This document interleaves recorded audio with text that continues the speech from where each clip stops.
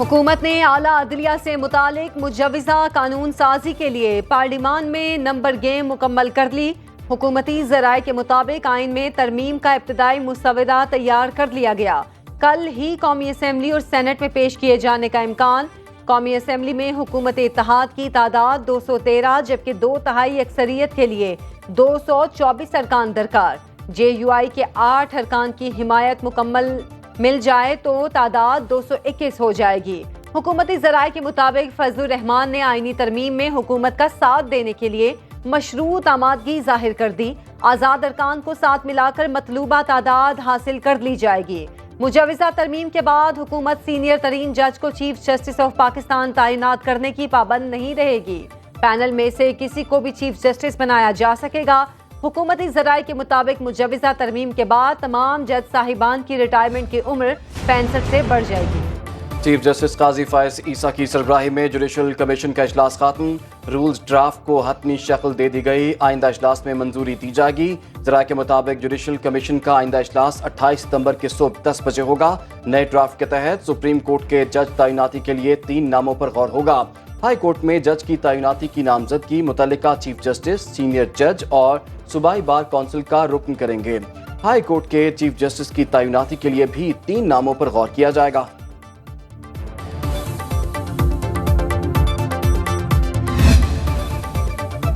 Parliament house سے گرفتار P T I کے 10 ایم این ایز کا 8 روزہ جسمانی ریمانڈ کل عدم قرار۔ چیف جسٹس اسلام آباد ہائی کورٹ عامر فاروق اور جسٹس سمن رفت امتیاز نے محفوظ فیصلہ سنایا۔ کیس کی ایف آئی آر سے متعلق چیف جسٹس نے ریمارکس دیتے ہوئے اسے مزاحیہ فلم کا اسکرپٹ قرار دیا۔ کہا بیرسٹر گوہر نے اسلحہ رکھ لیا، شعیب شاہین نے ڈنڈا مارا، فلاں نے پستول رکھ لیا۔ بہت عرصے بعد اچھی کامیڈی پڑھنے کو ملی، داد دینا پڑے گی۔ پروسیکیوٹر جنرل نے ایف آئی آر پڑھ کر سنائی تو کمرہ عدالت میں کہے گونجنے لگے۔ چیف جسٹس نے کہا آپ نے پارلیمنٹ میں گھس کر لوگوں کو اٹھایا، کہاں گئی آزادی اور کہاں گیا قانون؟ اسلام آباد پولیس ہے یا رضیہ جو گنڈوں میں پھنس گئی؟ گرفتار پی ٹی آئی اراکین کی درخواست پر پارلیمنٹ لاجز سب جل قرار۔ اسپیکر ایاز صادق نے گرفتار اراکین کی درخواست مشاورت کے بعد منظور کی۔ پی ٹی آئی کی گرفتار اراکین اسمبلی کو آج ہی پارلیمنٹ لاجز منتقل کیے جانے کا امکان۔ تمام زیر حراست اراکین سے فارمز پر دستخط کرا لیے گئے۔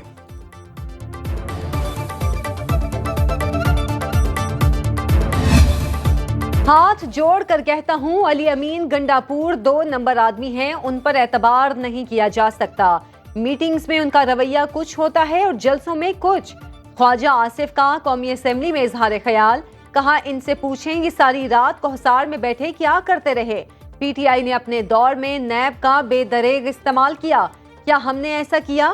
وزیر دفاع کا مساک پارلیمان کمیٹی کی رکنیت چھوڑنے کا اعلان۔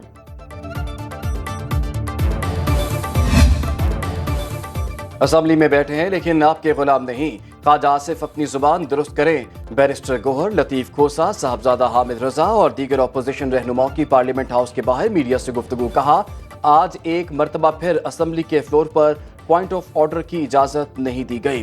وزیر دفاع سے کہتے ہیں کہ بات کریں تو جواب سننے کی ہمت بھی رکھیں۔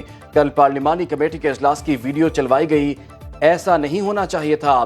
کمیٹیوں کی باتیں پارلیمان میں نہیں کی جاتی، دل پر پتھر رکھ کر ایوانوں میں بیٹھے ہیں۔ قاضی فائز عیسیٰ صاحب سے درخواست ہے کہ وہ خود توسیع نہ لینے کا اعلان کریں۔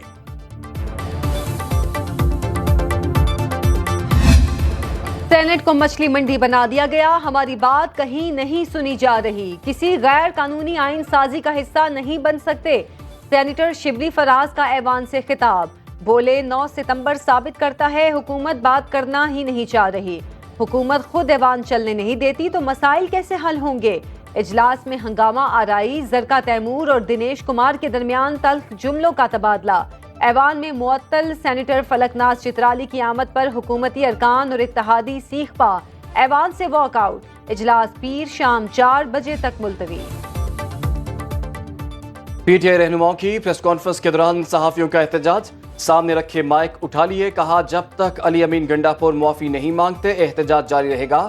پی ٹی آئی رہنما سلمان اکرم راجہ نے کہا کہ علی امین گنڈاپور نے جو باتیں کی ان کا ہماری سیاست سے کوئی تعلق نہیں۔ صحافی بولے آج صبح شبلی فراز نے بھی صحافیوں سے متعلق غلط گفتگو کی، شبلی فراز نے کہا اپنے الفاظ پر قائم ہوں. صحافیوں کے احتجاج جاری رکھنے پر پی ٹی آئی رہنما پریس کانفرنس کیے بغیر چلے گئے.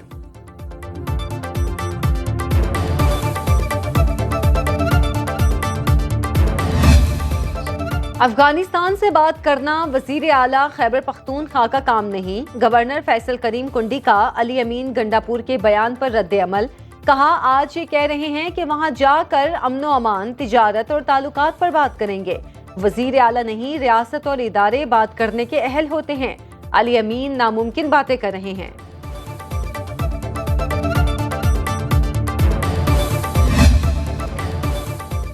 وزیر اعلیٰ خیبر پختونخوا کا افغانستان سے براہ راست بات کرنے کا اعلان. فیڈریشن پر حملہ ہے.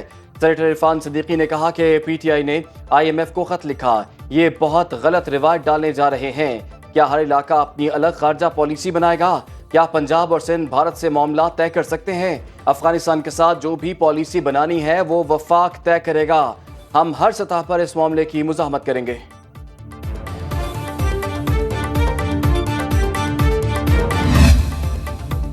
ماضی میں ڈپٹی اسپیکر پر قاتلانہ حملہ کرانے کی کوشش کی گئی. پنجاب اسمبلی میں وہ مناظر بھی دیکھے جب پرائیویٹ لوگوں کو ہال میں بھیجا گیا. اسپیکر پنجاب اسمبلی ملک احمد خان کی نیوز کانفرنس. کہا آج جس جماعت کی حکومت ہے، ماضی میں ان کی لیڈرشپ جیلوں میں تھی. کسی بھی مسئلے کے حل کا راستہ پارلیمنٹ سے ہی گزرتا ہے. وزیر اطلاعات پنجاب عظمہ بخاری کہتی ہیں علی امین گنڈاپور فیڈریشن کے خلاف مسلسل سازشیں کر رہے ہیں. ایک صوبے کا وزیر اعلیٰ دوسرے ملک سے کس حیثیت میں بات کر سکتا ہے؟ علی امین گنڈاپور کی افغان کونسل جنرل سے ملاقات فیڈریشن سے بغاوت ہے. قوموں کی زندگی میں اتار چڑھاؤ آتے ہیں جن پر قابو پا کر ہی آگے بڑھا جاتا ہے. وزیر اعظم کی ینگ پارلیمنٹیرین سے گفتگو. کہا آئی ایم ایف کے اہداف کو پورا کرنے کے لیے تنخواہ داروں پر بوجھ ڈالنا پڑا. کسی ایک شعبے پر ٹیکس کا بوجھ لادنے والا معاشرہ ترقی نہیں کر سکتا. معیشت درست ہونے کے اشارے مل رہے ہیں. جلد مسائل سے باہر نکل آئیں گے. اقوام متحدہ کے سمٹ آف دی فیوچر کے پہلے ورچوئل اجلاس گلوبل کال میں خطاب کرتے ہوئے کہا دنیا کو عدم برداشت اور دہشت گردی کے واقعات کا سامنا ہے. بڑھتی ہوئی غربت اور قرض اجتماعیت کے تصور کو دھندلا رہے ہیں. ماحولیاتی تبدیلیوں سے متاثرہ ممالک کے واجب الادا قرضے معاف کیے جائیں. Army chief general Syed Asim Munir کا وادی تیرا اور ضلع اورکزئی کا دورہ. سپہ سالار کو سیکیورٹی کی مجموعی صورتحال پر بریفنگ دی گئی. آئی ایس پی آر کے مطابق آرمی چیف کو انٹیلیجنس کی بنیاد پر جاری انسداد دہشت گردی پر بریفنگ. جنرل سید عاصم منیر کو ضم شدہ اضلاع میں استحکام کو یقینی بنانے کے لیے کیے جانے والے کثیر الجہتی اقدامات کے بارے میں جامع بریفنگ بھی دی گئی.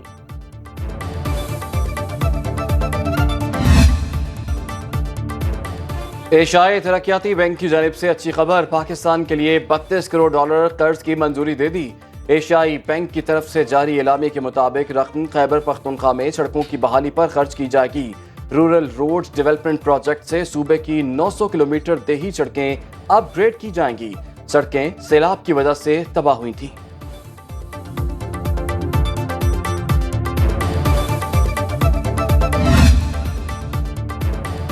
ٹیکس وصولی کا کھاتا پورا کرنے کے لیے ایف پی آر کی سیلز ٹیکس کی شرح بڑھانے کی تجویز. ذرائع کے مطابق وفاقی حکومت سیلز ٹیکس کی شرح بڑھانے کے لیے تیار نہیں. سیلز ٹیکس میں اضافے سے مہنگائی بڑھنے کا خدشہ. سیلز ٹیکس میں اضافے سے صنعتی شعبے کے لیے بھی مشکلات بڑھیں گی. ایف پی آر کو رواں مالی سال پہلی سہ ماہی میں ٹیکس وصولی میں 200 ارب روپے خسارے کا سامنا ہے. ایف پی آر رواں مالی سال 1000 ارب روپے کے مزید ٹیکس اقدامات کے متقاضی ہیں. پاکستان سٹاک ایکسچینج میں ہفتے کے آخری روز کا دوسرا کاروباری سیشن 100 انڈیکس 650 پوائنٹس اضافے سے 79,666 کی سطح پر پہنچ گیا. امریکی ڈالر 10 پیسے سستا انٹر بینک میں ڈالر 278 روپے 34 پیسے کا ہو گیا.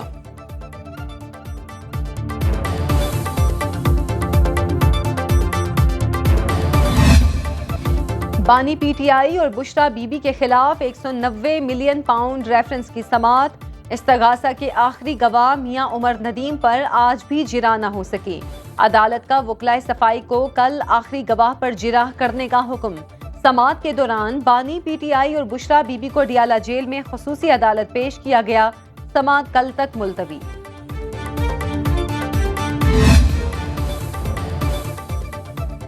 पंजाब हुकूमत का स्कूल मील प्रोग्राम को निजी कंपनियों के हवाले करने का फैसला।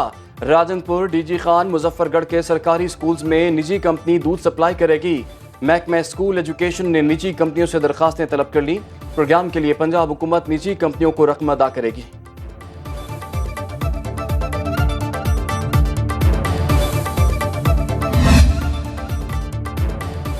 बांग्लादेश की तारीख में पहली बार कायद आज़म की बरसी तकरीब। नेशनल प्रेस क्लब ढाका में मुकर्रीन ने कहा, ये हकीकत है, मोहम्मद अली जिन्नाह हमारी कौम के बाप हैं।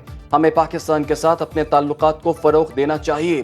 Pakistani deputy high commissioner Kamran धंगल ने कहा कि मुस्लिम लीग में मोहम्मद अली जिन्नाह की क़यादत शानदार रही। कायद आज़म ने तरक्की पसंद और जामे रियासत की वकालत की।